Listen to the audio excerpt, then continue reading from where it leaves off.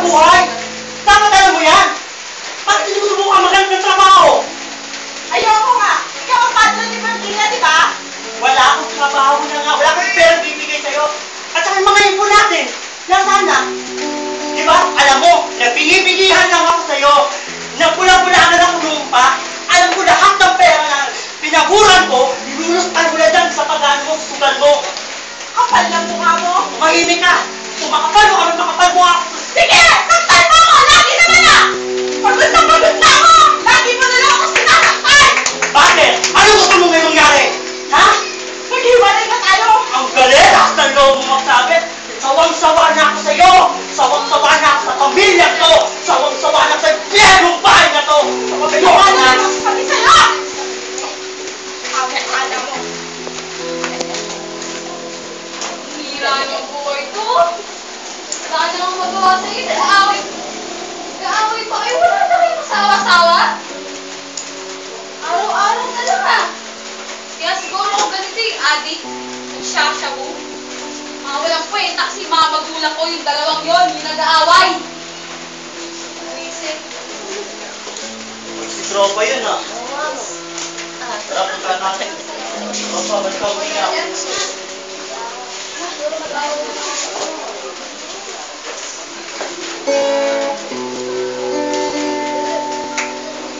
Naku sis, nakita mo kayo? Ako, wala namang bago dyan eh. Lagi na lang ganyan yan. Away ng away.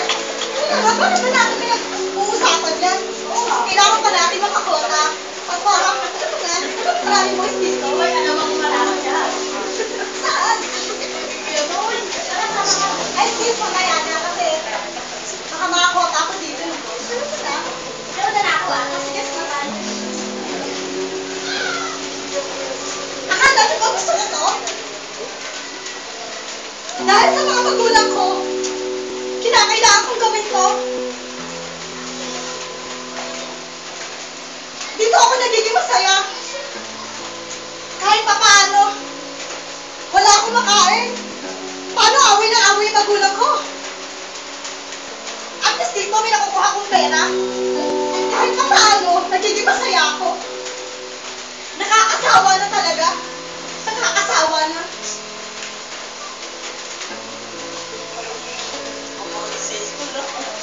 Ay, salamat. Kahit tayo sila mo. Saan? Ano tayo? Meron ka ba? Oo, ako ba? Pagdating sa'yo, Eh nga, ito na may sasabihin ako. Surprise siya eh. Alam mo, masaya-masaya nga akong nalaman ko eh. Oo, sobra. Alam ko matutuwa ka rin. Sige, sabihin mo na. Nagkis kasi ako. Ang ganda. Mukha ko nito to. Ayoko na tulog ko. Masaya na ako kaya ako nakangiti. Sabihin mo na nga yung totoo, babe. Buntis nga ako. 2 months na. 2 months? Hindi nga. Oo nga. Ikaw ba nagbibiro? Hindi ako nagbibiro. Mukha ba ako nagbibiro? Hindi pwede to, babe. Teka, bakit ganyan yung reaction mo? Bakit ganyan? Hindi ka ba masaya? Hindi kasi, baka magalit yung mga magulang ko. Tignan mo nga. Sitwasyon natin, hindi pa nga tayo nakakatapos ng pag-aaral eh. Bakit ako tapos na ba ako? Paano ako? Papatayin ako ng tatay ko? Papanagutan mo to. Akala ko ba Hindi. ako? Oo, hindi na sitwasyon na yan. Hindi pwede yun. Jenica, pasensya na. Ayoko, paalisin ako ng mga magulang ko. Lalo na ako papatayin Gusto ako ko ng tatay makagraduate, ko. Jenica. Wala ka gawin sa akin to. Alam ko na. Palaglag mo na lang yan. Paano mo nasasabi yung ganyang bagay? Wala ka bang konsensya? Pagkatapos kong ibigay sa'yo to, saganyanin mo ako? Ah, ganon. Sige. Simula nga, hindi na tayo magkikita. Teka lang, sandali Sige, lang! Jenica, tama na.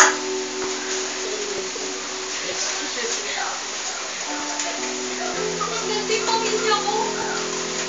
Lagi na lang sila nag-aaway. Lagi na lang ang gulo, lagi na lang may problema. Ano ba katapos na? Pamilya ko. Kapatid ko. Prostitute. Kapatid akong adik.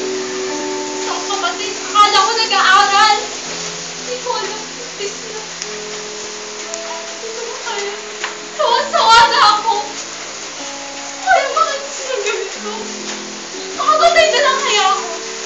Para problemang to. Hindi ko na kaya silang makita ganito.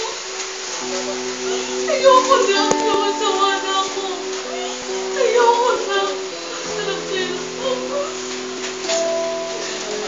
Ganitong buhay namin. Puro problema na lang. Puro problema yung dumadating sa amin. Nasaan yung Diyos na sinasabi nyo? Sabi nyo may Diyos! Nasaan siya? Ba't lagi problema binibigay niya sa amin? Walang katapusan. Ayoko na.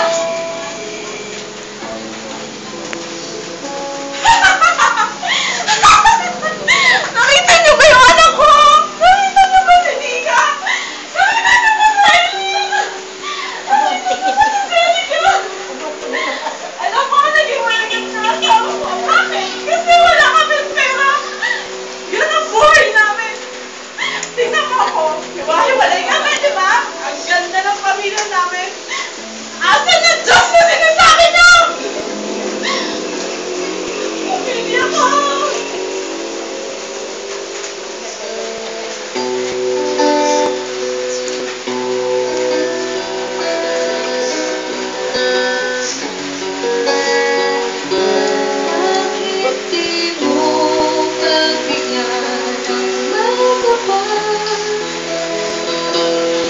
Baguhin ang ikot ng iyong buhay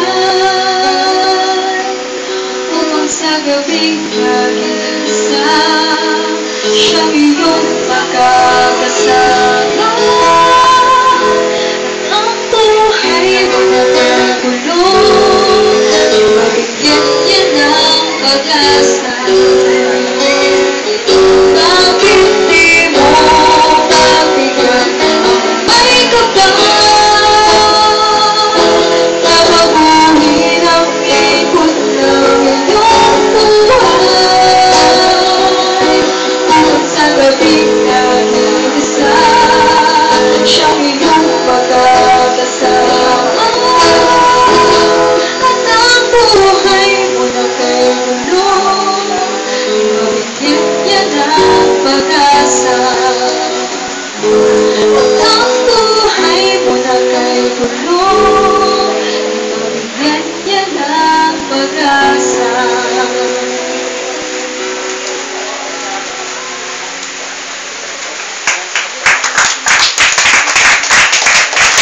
Ito po ang buhay na inyong hinahanap. Alin ang nais mo? Buhay na nakalulugod sa Diyos o isang pamilyang wasak? Ito lang patutunguhan. Salamat po sa ating Panginoon. Palakpakan po natin. Hindi ko alam kung paano na to. June. Hindi ba dito ang stop? Malak. Diretso ko na i-record. Tayo po ay nangyayagin sa ating po na minsan ay natin. Aming Ama, dakila at makapangyarihan sa lahat. Nagpapasalamat po kami, Panginoon, sa iyong habag at biyaya. Salamat po sa hapong ito na sa kabila, Panginoon, na sungit ang panahon, maulan. Kami po'y naniniwala, Panginoon, na hindi hadlang ang lahat ng ito upang hindi ka namin pasalamatan. At sa hapon din ito, Diyos, ang patuloy namin panalangin, O God, ay patuloy na paghipo mo sa iyong mga anak sa puso ng bawat isa. At naniniwala rin kami, Panginoon, kung kami, Panginoon, patuloy na magtitiwala sa iyo. At patuloy kang kikilos sa aming mga buhay. Salamat, O Diyos.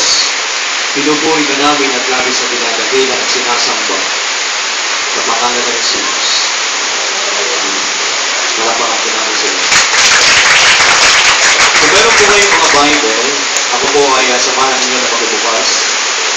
Sa aklat po ng Juan, John chapter 10, verse 10. John chapter 10, verse 10. Sabi po ng Biblia, John chapter 10, verse 10.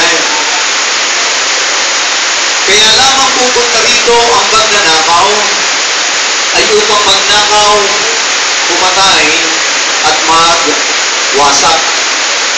Naparito ako upang ang mga tupay magkaroon ng buhay, isang buhay na ganap at kasiyasiya. Amen. Ulitin natin, sabi ng Biblia, kaya lamang pumupunta rito ang magnanakaw ay upang magnakaw, pumatay, at magwasak. Naparito ako upang ang mga tupay magkaroon ng buhay, isang buhay na ganap at kasiyasiya. Pagpalain ng Diyos yung ating binasa ngayong hapon. Alam niyo, yung ating mensahe, makikita ko natin ano ko yung realidad